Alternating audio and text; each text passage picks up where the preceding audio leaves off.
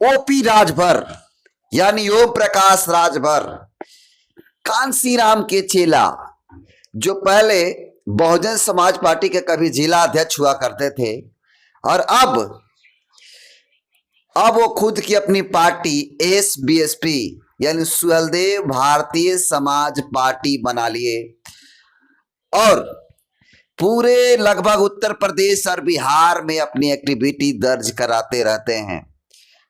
OP Rajbhar और Bahujan Samaj party, Chandrashekhar Azad की party Azad Samaj party Bihar में बहुत ही बड़ा खेला करने जा रहे हैं। जी हाँ दोस्तों, बहुत ही बड़ी खबर और बहुत ही बड़ा अपडेट है जिसको जानना बहुत जरूरी है।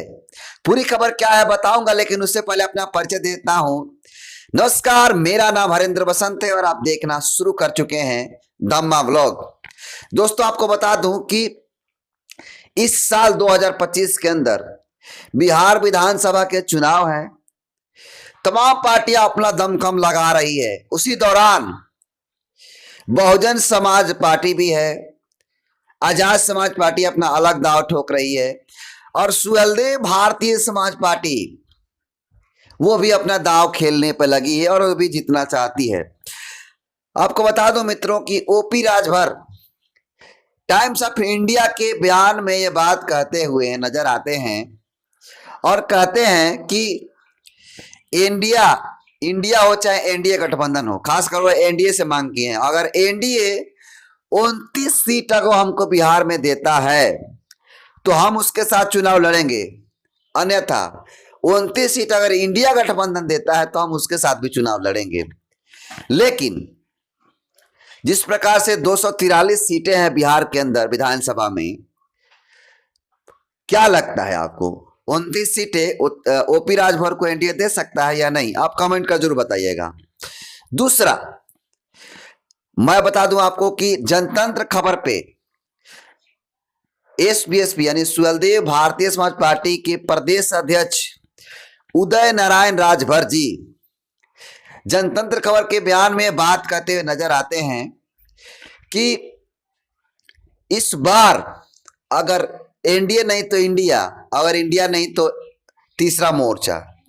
यानी आपको बता दूं कि इस बार विधानसभा के चुनाव में बिहार में चंद्रशेखर आजाद रावण बहुजन समाज पार्टी की मुखिया बहन कुमारी मायावती जी की पार्टी और उत्तर प्रदेश से आने वाले एसबीएसपी यानी सुहेलदेव भारतीय समाज पार्टी, तीनों मिलकर एक साथ एक तीसरा मोर्चा बना सकती है। जी हाँ, आप सही सुन रहे हैं। इस बार मैं बता दूं कि जनतंत्र खबर के बयान में उदय नारायण राजभर जी साफ कहते हुए नजर आ रहे हैं। वो कह रहे हैं कि इस बार बिहार में खेला होगा।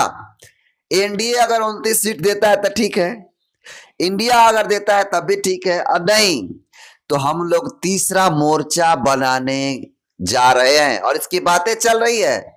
उन्होंने साफ तौर पे बात करने का काम किया कि इसकी बातें चल रही है, तीसरा मोर्चा जल्दी बनेगा। और तीसरा मोर्चा में आपको बता दूं कि वो तीसरा मोर्चा में आजाद समाज पार्टी, बहुजन समाज पार्टी और ओपी राजभर की पार्टी सुहेलदेव भारतीय समाज पार्टी एक साथ एक मंच पर दिखेंगे और ये चुनाव लड़ने का काम करेंगे।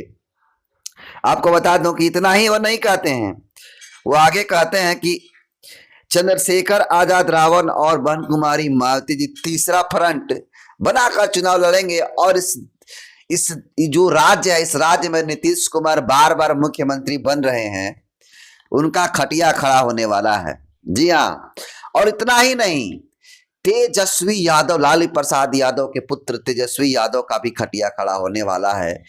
क्योंकि वो एक पत्रकार ने पूछा था कि चंद्रशेखर आजाद रावण पटना आए हुए थे और आप लोग कैसे देखते हैं, क्या उनको भी आप लोग इंडिया गठबंधन में लेंगे? क्योंकि दलित चेहरा इंडिया गठबंधन में नहीं है और ना ही मुस्लिम बड़ा चेहरा है, तो ऐसे में क्या आप लोग चंद्रशेखर आजाद रावण को लेंगे?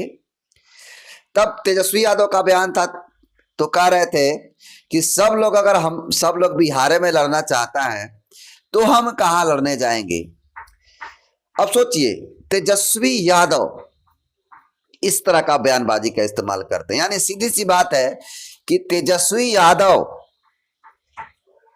आपको भागीदारी नहीं देना चाहते। यानी दलित का इस राज्य में दलित का अगर बात किया जाए तो 6% के आसपास पासवान समाज के लोग हैं और 5 पॉइंट कुछ % रविदास समाज के लोग हैं। इसके अलावा और भी जो दलित समाज की जो लोग हैं अलग अलग कुछ परसेंटेज में हैं, बटे हुए हैं। लेकिन सोचिए दलितों का परसेंटेज अच्छा खासा है बिहार में और तेजस्वी यादव उनके नेता को नहीं लेना चाहते। इसको आप कैसे देखते हैं, कमेंट करिएगा। और साथ ही साथ मैं बता दूं कि उदय नारायण राजभर जो बात कहे हैं वो बहुत बड़ी बातें कहें और उन्होंने ये भी कहा है, जिस प्रकार से आपको बता दूं कि राहुल गांधी रायबरेली में बयान देते हुए नजर आते हैं कि बहन कुमारी मायावती जी अगर इंडिया अलायंस का साथ देती तो इस देश से बीजेपी का खात्मा हो जाता। और ये बात जो ओपी राजभर के नेता हैं, प्रदेश अध्यक्ष उदय राजभर जी, तमाम बातों का कहने का काम किया है। आपको और बता दें कि वो साफ तौर पे कहे हैं कि ओपी राजभर कांसी राम जी के चेला हैं और दाव पेच खेलना जानते हैं। तमाम मुद्दों को बात कही है। उन्होंने क्या कहा पहले आप देख लीजिए। एनडीए नहीं तो इंडिया, इंडिया नहीं तो और कोई। ये सारे चीज हमने और कोई में जो थर्ड फ्रंट उसी की बात वो सारे हम लोगों का चल रहा है खेला। अभी नहीं बताएंगे, अभी नहीं बताएंगे।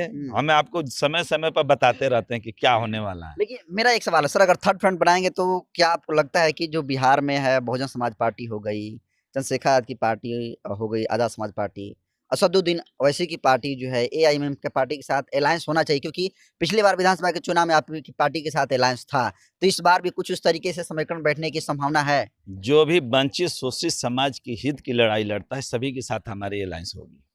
जो सभी को मिलकर के हम लोग एक मोर्चा तैयार करेंगे। उसमें चंद्रशेखर जी जो हमेशा वंचित शोषित समाज की लड़ाई लड़ते हैं, बहन कुमारी मायावती जी भी लड़ती रहती हैं, तमाम ऐसे जो पार्टियां हैं जो कि लड़ती रहती हैं। यदि हमने पहले ही कह दिया, यदि ये लोग बात नहीं मानेंगे तो हम लोग अपना तीसरा मोर्चा बनाने के लिए तैयार हैं। लेकिन इस बार सुलदे भारतीय समाज पार्टी अपनी जीत सुनिश्चित करके आपके जो बिहार के पंचायत में पहुंचाने का काम करेंगे। तो तीसरे में ये तमाम पार्टियों का मतलब संभावना है?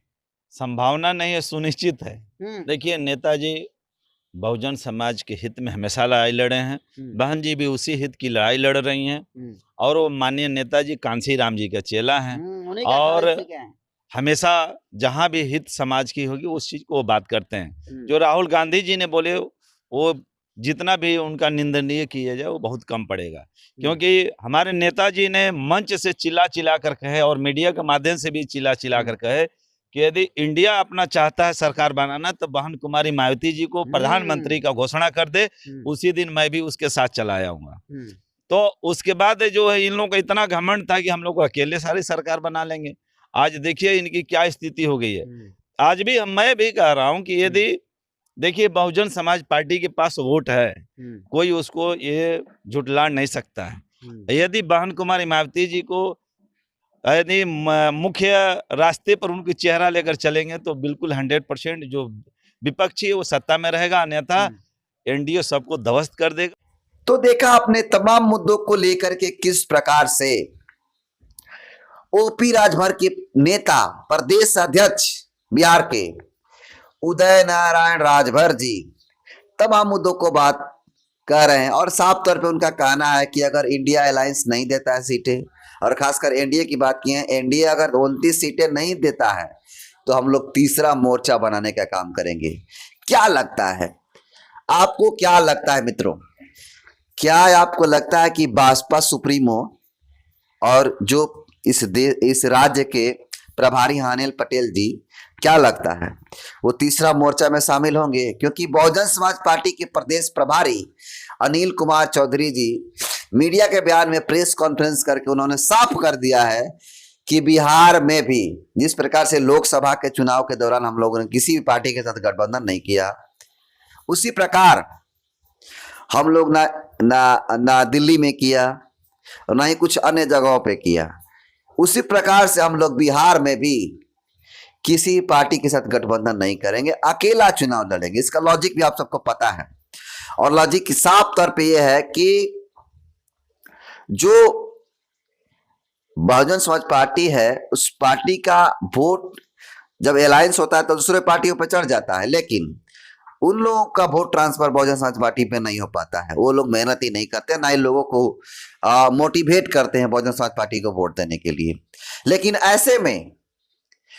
ऐसे में अगर बिहार में सुहलदेव भारतीय समाज पार्टी ये दावा कर रही है कि इस बार तीसरा मोर्चा बनेगा, उसमें बहुजन समाज पार्टी भी शामिल होगी, आजाद समाज पार्टी भी शामिल होगी, इसको आप कैसे देखते हैं? क्या लगता है ये संभव हो पाएगा, या फिर सिर्फ ओपी राजभर की बातों की तरह ये हवाई उड़ जाएगा? कमेंट कर जरूर बताइएगा। और हाँ, बिहार से हम आते हैं, बिहार में विधानसभा का चुनाव है और बहुजन समाज पार्टी और आजाद समाज पार्टी, चाहे बहुजन समाज की तमाम पार्टियां, उसकी खबरों को अगर देखना चाहते हैं तो तमाम एनालिसिस और बड़े बड़े अपडेट आपको देता रहूंगा। इसके लिए आपको चैनल को जरूर सब्सक्राइब करना होगा। बाकी बहुत बहुत धन्यवाद।